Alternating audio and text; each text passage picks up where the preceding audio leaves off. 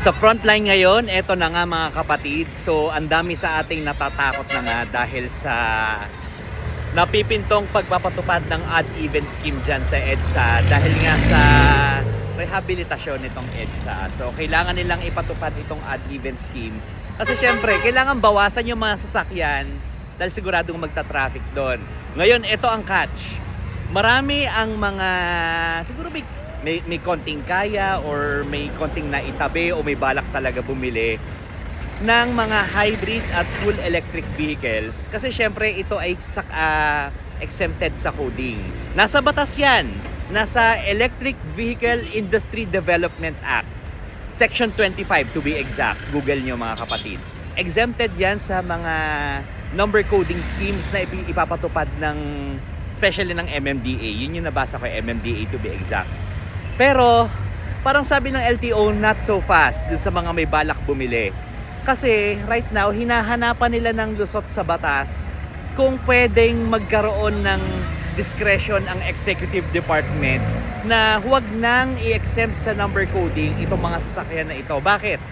As we speak ngayon mga kapatid, from 2014 up to April 2025, meron ng 55,000 na registered na hybrid at full electric vehicles na gumagala dito sa mga lansangan natin nationwide yan mga kapatid.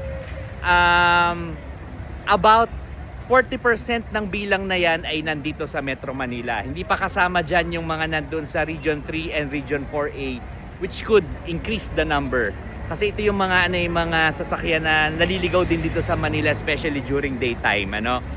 So, ngayon ang sinasabi ng LTO, teka muna, kailangan nating tingnan kung pwede mag-decide ang executive department na hindi na kasama sa exemption yan dahil nga dumadami na itong mga sasakyan na ito. So, kung dumadami yung mga sasakyan, mag-i-impose ka ng number coding sa EDSA, tapos bibili rin yung mga tao ng nitong mga ganitong klase sasakyan, hindi parang na-defeat yung purpose na nag-coding ka, di ba?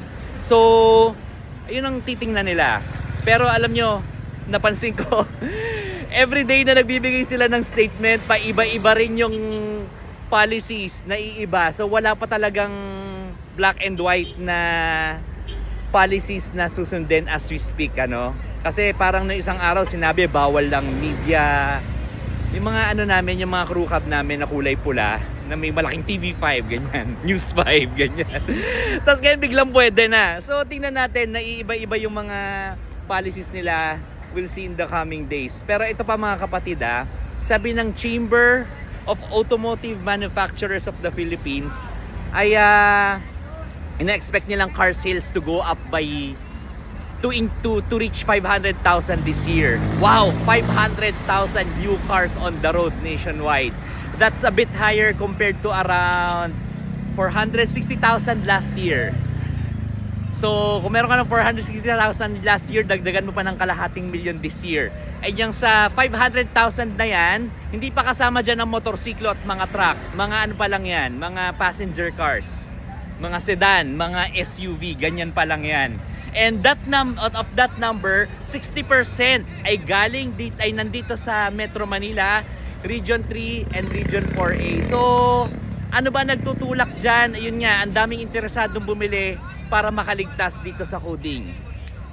Isa yun sa mga factor na makaligtas sa coding. Ano mga kapatid? So, tingnan natin in the coming days kung ano magiging policy nila habang papalapit yung June 16 kung kailan magpapatupad sila nitong odd-even scheme sa EDSA.